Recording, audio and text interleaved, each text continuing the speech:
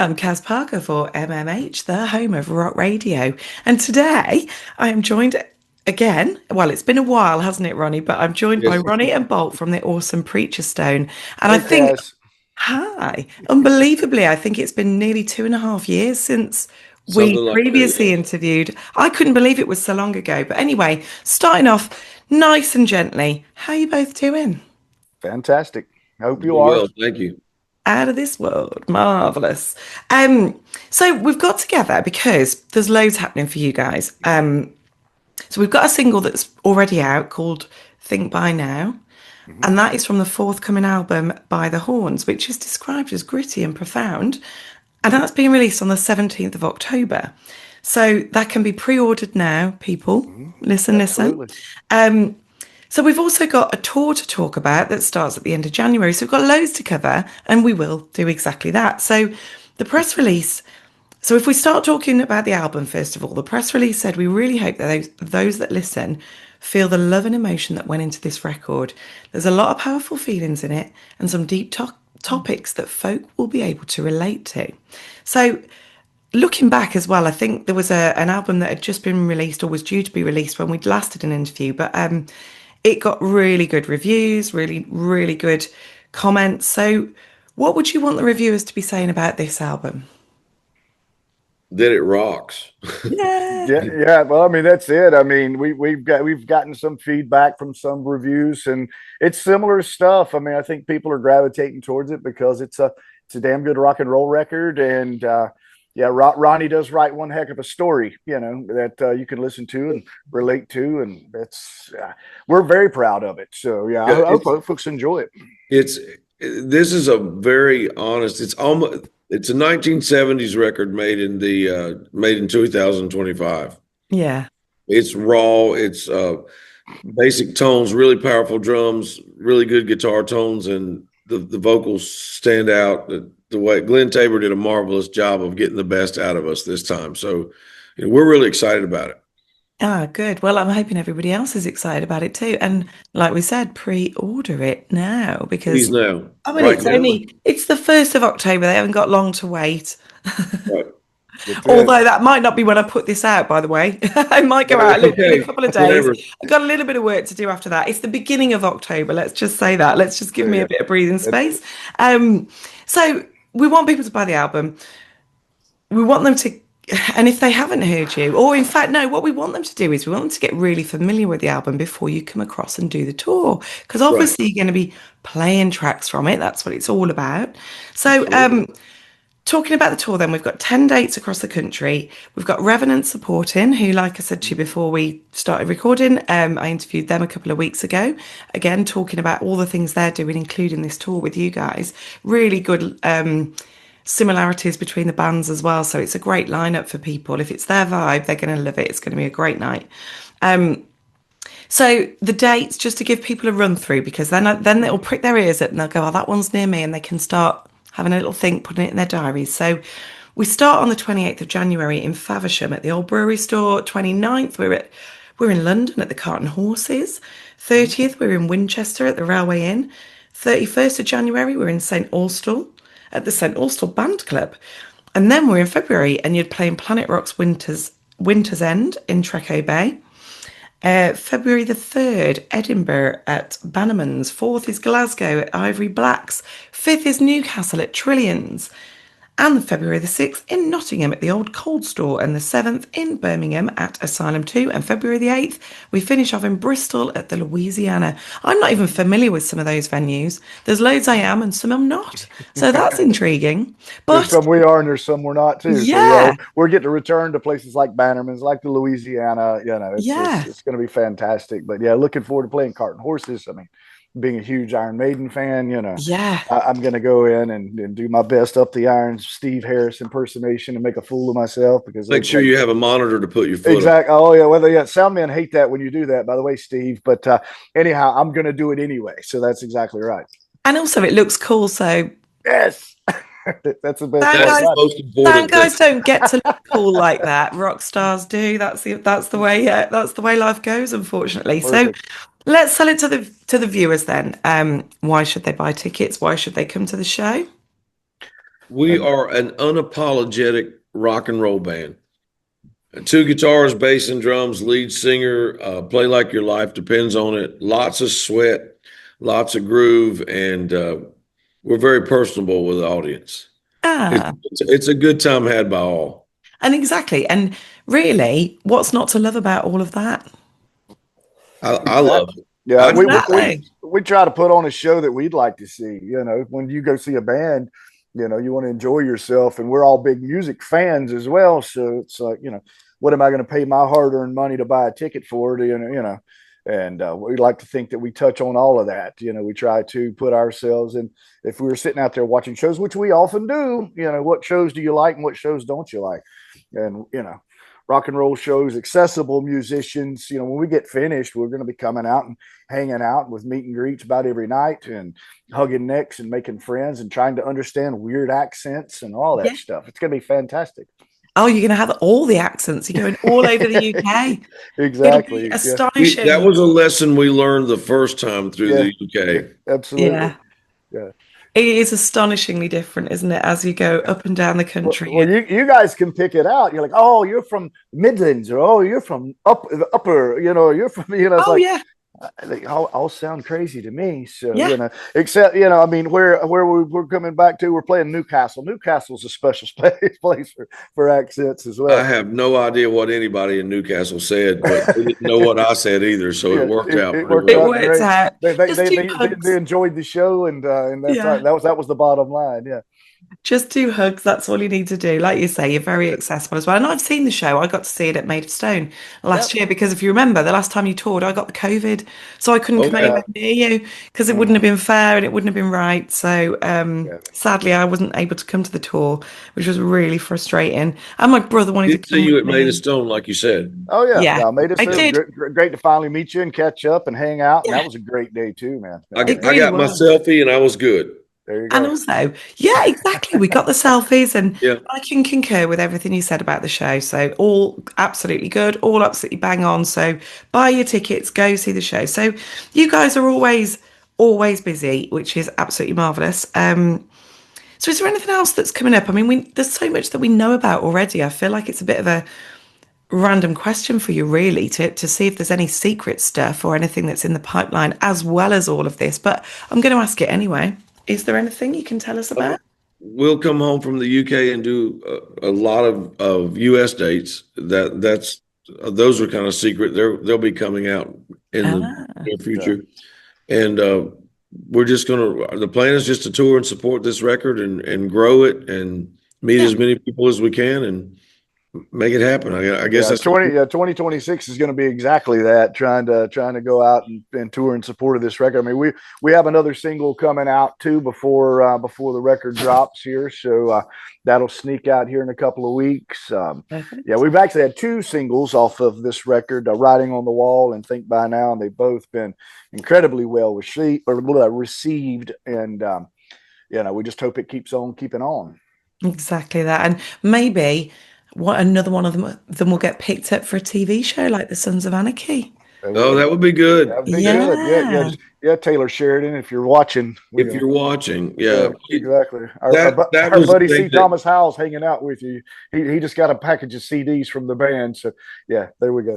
I was going to say he watches all my interviews, so I'm sure we'll. Absolutely. I'm sure. Make the handshake, Caz. Come on now.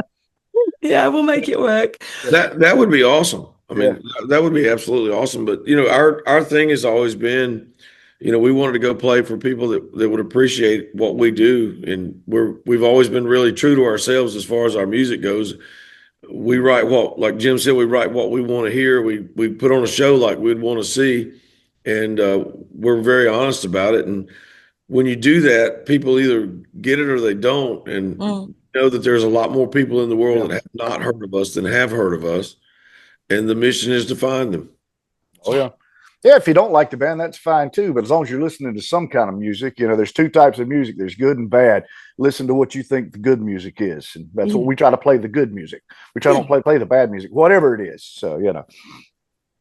Well, exactly. It sounds exactly. What more can I say? I You mean, pretty you much know, summed it up. It either rocks or it don't, and you get like a friend of mine says it either yeah, rocks or it don't, and you get to choose what rocks and what don't, and yeah, it's up to exactly. you. Yeah, It's up to you whether it rocks or not. You know, some folks yeah, don't like it, and that's fine too, man. As long as you're listening to something. But we prefer it to be Preacher Stone.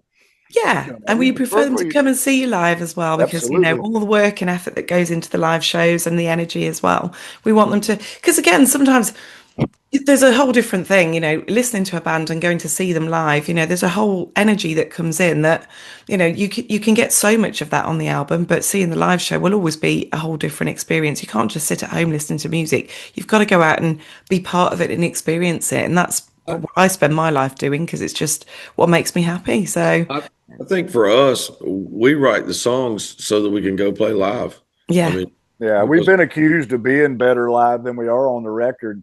I take that as a huge compliment I was because going to say, I think that's a compliment. yeah, it has to be. I mean, I've bought a record from bands before that be touring in the States and go see them, and it's like, well, they can't even pull their stuff off live. They're terrible live, but they're great on the record. I'd rather be the other way around, you know. If you're going to have to be one way, it's Yeah, better live, definitely. absolutely. But like you say, I mean, you want people to enjoy both, but you absolutely want to be able to smash it out the park live for sure. You want to be able to say, this is what we do, but this is what we do when we're here in your faces. right. Right. Yeah, for sure. So you've toured all over the place.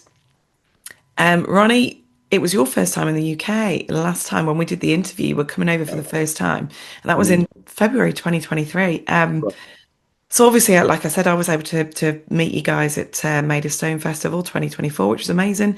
But question for you then. What's a gig memory that you never want to let go of? Of touring the UK, Doesn't matter where, just a gig memory that resonates for you that you just go, I that mean, was a moment. musically speaking, Made of Stone. Oh, okay. Absolutely, because it'd been a dream of mine since I was 14 years old to play an outdoor festival in the UK. And I was doing it and interrupted by the thought, oh God, I'm doing this. This is actually happening. So I'll always hold on to that because that was kind of I don't really like to use the term made it moment, but that was the bucket list check off. That was a dream come true for me. And it was a very emotional experience for me. And it snuck up on me. I didn't know it was going to be that emotional, but it was. And I'll hold that one forever. Ah, that's so lovely. And I was there. Hmm. I think I remember you getting a bit like passionate and emotional Yeah, on the it's like stage. It was it's lovely. just when He's you've a big wanted to do. crybaby. Yeah, I am. I'm a very emotional person when you get to do something that you always wanted to do because this business is funny or it has been for me. You have accomplishments that you check off, but you don't stop, or I don't stop to really appreciate that I've accomplished something because it's on to the next thing and what's the next level and what's the next thing to do. And to take a moment there and be face to face with the fact that, wow, you always wanted to do this and you got a chance to do it. It's a really powerful feeling. Ah, I love that. I love that. And I love the fact that it was a UK festival that did that for Mhm. you. It was really Well, I nice. mean, I grew up, I mean, I did not take too much time on it, but I grew up like I bought the Castle Donington records and, Yeah. I saw all my heroes on these videos when you could find them of, I'm a big Thin Lizzy fan and seeing Thin Lizzy play all these festivals. And I want to do that. And Mm. that was a moment, playing Bannerman's and seeing Thin Lizzy and AC/DC named on the plaque outside of Bannerman's. These acts have played here. It's like you're going to go stand on the same boards that your heroes stood on. I mean, that's pretty big for a Landis, North Carolina boy.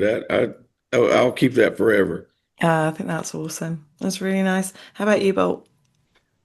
He took the Made of Stone Festival. I mean, I'll describe that because we played first band on the last day, and we assume folks have been hitting it hard all weekend. They're going to be in their caravans, they're going to be sleeping, and oh, what's that noise? And we came out, and it was packed. It was Yeah. absolute the reception. We couldn't have drawn it up any better. The crowd was huge. They were very receptive. They bought everything we had to sell. They wanted to talk to it. We went and walked out and walked around in the crowd and just got caught up in the whole atmosphere of it. But I think that was an awesome thing. Another memory when I we went over and played the Swedish rock cruise, and Udo Dirk Schneider was on the same bill with us. Us and Udo from Accept. It's kind of crazy, but we stopped by on the bus at the airport, and I said, "Hey man, I bet Udo's fly." We're sitting back there just about half in the bag, having beers, and I said, "Wouldn't it be cool if we were picking Udo up?" And we were picking Udo up, and I went out to try to talk to him, and I was just like, okay, never mind. He's standing right there. I'm not going to say anything to him. I just kind of walk right past him and go, hello, Mr. Dirk Schneider, and just back in the bus. I was such a little fangirl. It wasn't even funny. But actually, when I got to talk to him, he wouldn't really talk to me anyway, so I wasn't really missing out on a whole lot. So yeah. There we go. That's your fanboy moment as well. That was one of my questions I asked before. Has there ever been a moment that's made you starstruck and go fanboy? And we've got that from you. I was such a metalhead back in the day. Everybody watched Accept and Bone Headbangers Ball. I think the next ambition then for you guys, we've got to get you on Download Festival, because it is on the Hello brand of Monsters of Rock. So yes, absolutely. I think you've got to play that at some point. That's absolutely. I get that sorted. If I could influence it, I would, but I don't. Come on, Caz, pull some strings now. I'll do my best. Okay. I'll do my best. So, what song are you looking forward to from the new album? What song are you most looking forward to playing live on the tour? You go ahead, Jim. By the Horns, the opening track of the record.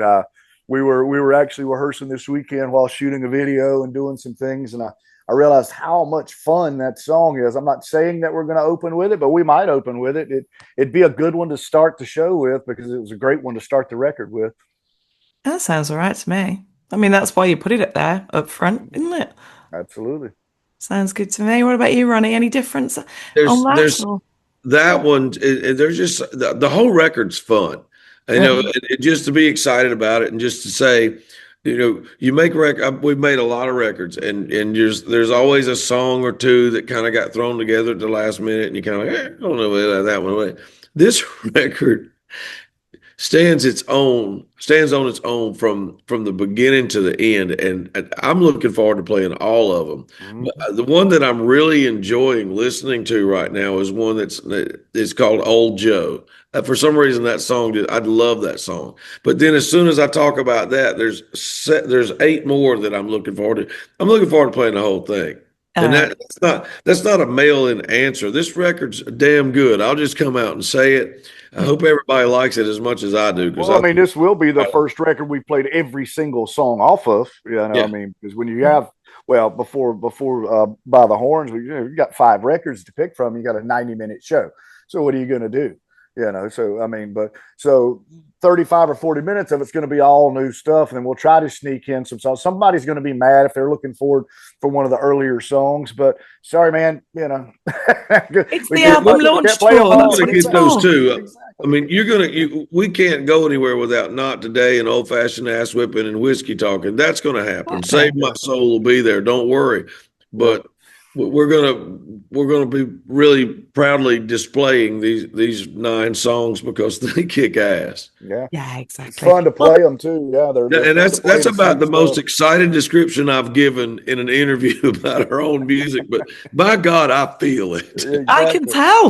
I can tell you're exuding excitement about it. Yeah. And this is the thing. They've got time. If they get the album when it comes out on the 17th, they've got so much time to learn all the songs. They'll be familiar with them all. So they won't notice that it's mostly the new stuff and less of the old stuff. That's the whole point. That's why we're doing this now. One of the fun things about Made of Stone, we're in the middle of the set, and I looked over at Jim and was like, these people they know the words to everything. Yep.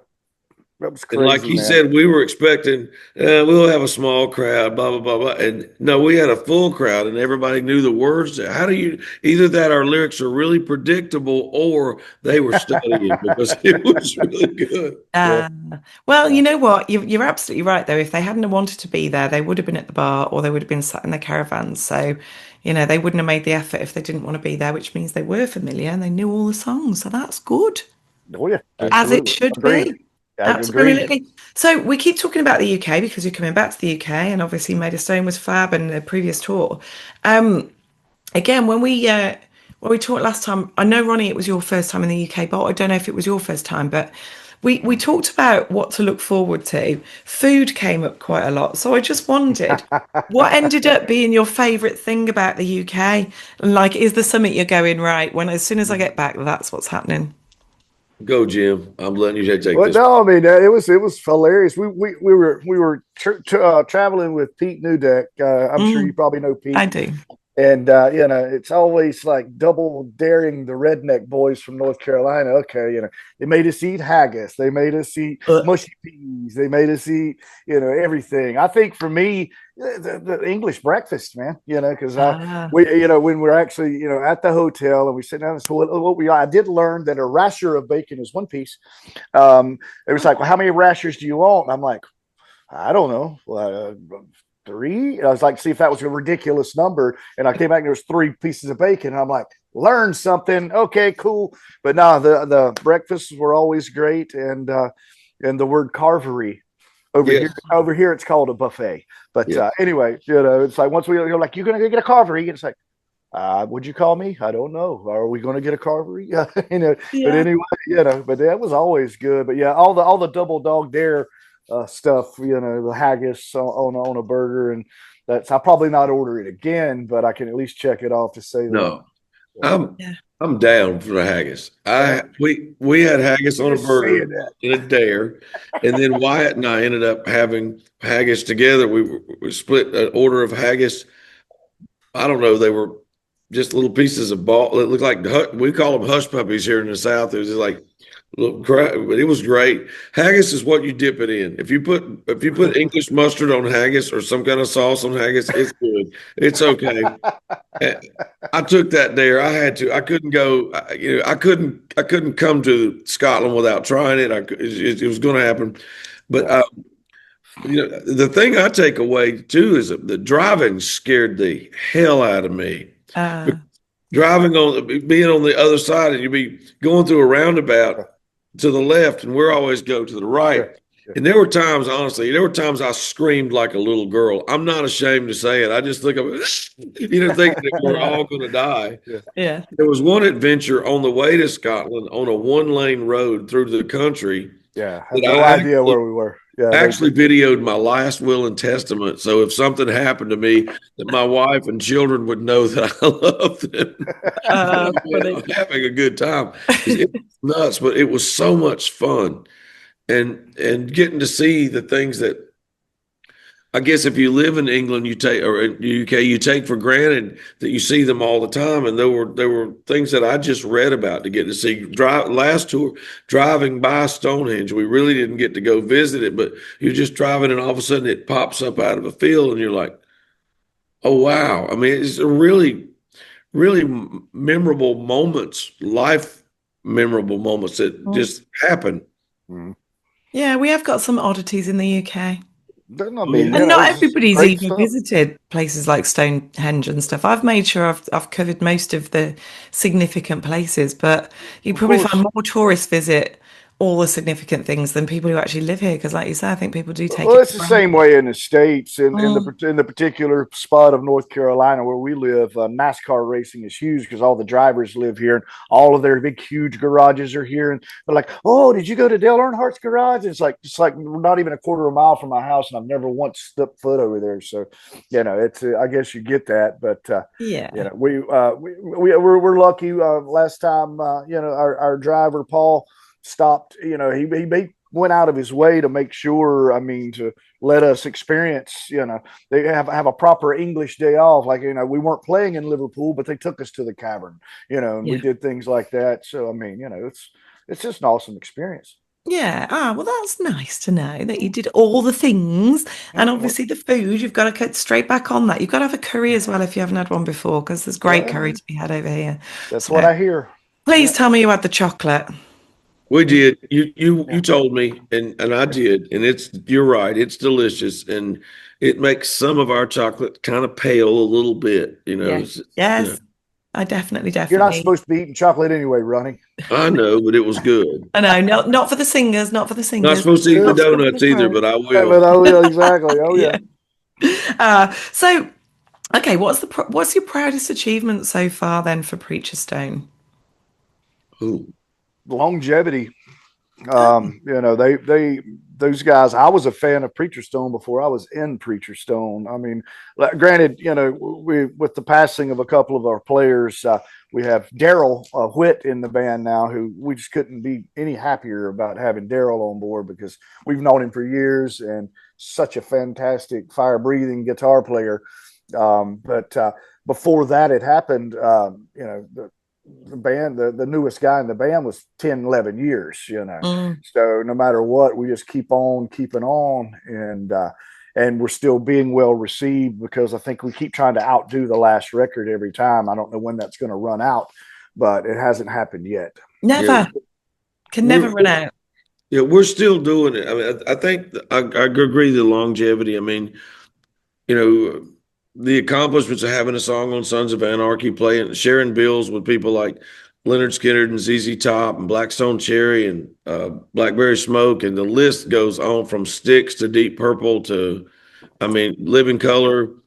Yeah, Mr. Big. Mr. Big. Yeah, we just get tired of naming names and things that we've gotten to do, and you know, things that everybody doesn't get to do, and just being thankful that we're still doing it and still enjoying it and still feel vibrant at it. It's we've always said we'd rather have it ahead of us or in front of us instead of behind us.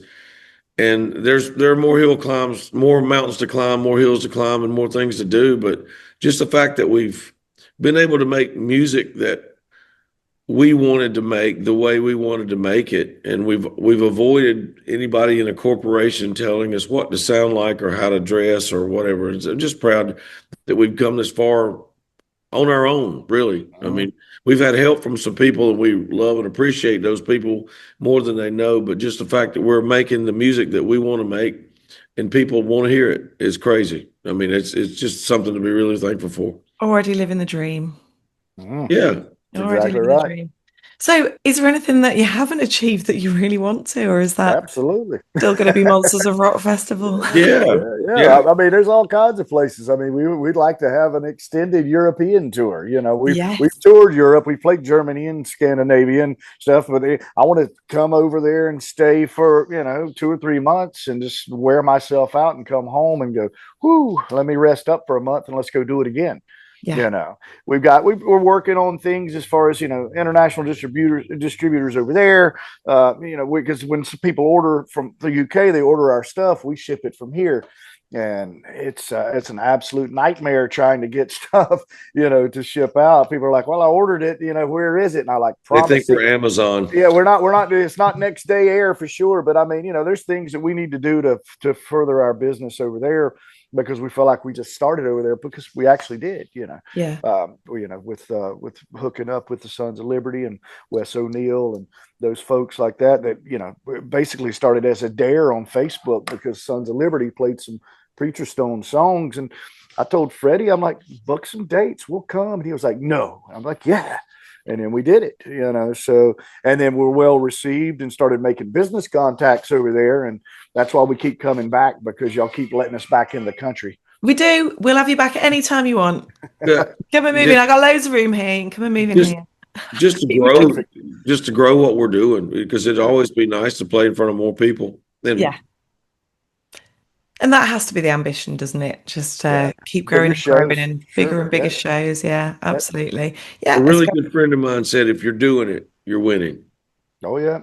And that resonates with me. If you're doing it, you're winning. And it's like you're winning, you know, with what you're doing and, you know, having us on your show. We're winning. We're doing it. Absolutely. I feel like that. I do. I feel like that. I feel like it's a good thing. And I like to do this because I like to give back, because I'm such a big music fan, and I haven't got the patience and the time and the concentration span to learn an instrument myself. But what I like to do is be able to feel like I'm helping and giving something back. Because, you know, I will buy the tickets, I will buy the merch, I'll do all of that stuff. But if I can help other do something to get more tickets sold and more merch sold, it's all good, isn't it? That helps out more. We appreciate that. Yeah. And you get to meet new people and make new friends. Everybody's a new friend. Every stranger is a new friend just waiting to be chatted to. Absolutely. That's how we roll. I mean, we've made some lifelong friendships through me. There's a lot of folks that we would never know if it hadn't been for music. No, exactly. You So know. I had a I just saw, oh, sorry, Sam. I had an interview question the other day. That it was a written interview, and it was like, "How did you meet the guys in the band?" It's like I met everybody that's affiliated with this band through this band. Yeah. Jim's like a brother to me, and so is Wyatt and Daryl and Ben and John and Matt and all the people that Coda that make this thing roll. Diana, our merch princess or queen, I should say. Oh yeah. I love that. I wouldn't know any of them if it hadn't have been for Preacher's Song. Yeah. And that is probably the most valuable thing that you get from this is the people that you meet. Yeah. And you've already got a common ground and a common passion as well, which makes it easier to just suddenly become friends, lifelong friends in some respect. Exactly. It's astonishing, isn't it? And it is. No. It's heartwarming as well when you actually stop and think about it. It's really cute. So on that, then, here's a heartwarming question: if you could choose the legacy you leave, what would you want to be remembered for? You're going to say good rock and roll, good time rock and roll. Well, I mean, no, that's it. No, that's too easy. Yeah, no, I keep asking you questions that have the same answer. Do you mean the band, or do you mean us individually? You can do either. So it could be the band, or it could be you as a person. As far as Go ahead. go ahead, Ronnie. Individually, I just want to be remembered as being a good man. Ah, that's nice. That's lovely. When it's all over, I mean, whether it was music or whether it was just you knew me from whenever, I just would like for people to think he was a good man. Yeah. Yeah, when we actually retire from the business, I can't honestly name. I've played in lots of bands. I've had record deals before. I can't honestly look back and pick out one of the groups that if you ask any one of those guys if they would play with me again today, I want them to say yes, because I don't want to be have the reputation of being somebody that's hard to work with in the music. But the music business is hard enough. Yeah. There's no reason to be an asshole. I mean, you just gotta. I mean, sometimes we can be asses. So if we're tired or sleepy or running on 2 hours of sleep and only having a banana for breakfast and that sort of thing. But when it comes to treating people at shows, every guy in Preacher Song's the same way. Ronnie will sit there at a gas station and talk to you, for an hour until we're like, Ronnie, come on, we got to get back in the van. But as far as a band, I just want people to roll back and listen to it and still talk about us like they do today. Talking about us in the same conversations with Blackstone Cherry and Blackberry Smoke and these rock and roll bands from the South U.S. that we love too. Yeah, absolutely. I think those are both really, really lovely legacies to leave. Very humble as well. It's nice. It's good. And yeah. So, do you know what? I'm going to kind of wrap it up there actually and say thank you both very, very much for your time. It's been awesome as always. Thank you for catching it with me, Ronnie and Bolt. The most important thing as well is what we want people to take away from this. They've got to know you a little bit better. They've heard it in your own words, from your own mouths, why they should buy the album or pre-order the album even, but certainly why they should listen to it, why they should enjoy it, and why they should be coming and seeing one of the shows when you come back to visit us in the UK. So lots for people to do. So now you've had a listen. Have a look at the socials. It's all there. All the links are there. Everything I talked about, all the venues and everything. Go and get the tickets. But more importantly, pop on and pre-order the album. So get yourselves ready. Whet your appetite for the tour and come and see the guys and just come and have fun. It'll be lovely. And that's what we want people to do. We expect to see you as well, Caz. On it. I mean, it's ages away. Like it's January, February, so it's in my diary. But which show it will be, I don't know yet. Highly likely to be Birmingham, but there might be more. I got you. We will see. Absolutely, but yeah, man, buy the tickets. From what I gather, the tickets are selling well, and don't sleep on them. From what I gather, some of the venues are going to sell out. If they're close to you, then you may have to drive a little bit. Exactly, can't have that. But anyway, thank you both so much for your time. Thank you so much. It's been lovely having you, and we will see you, and we will see all the people at a show. Looking forward to it. Thank you so much.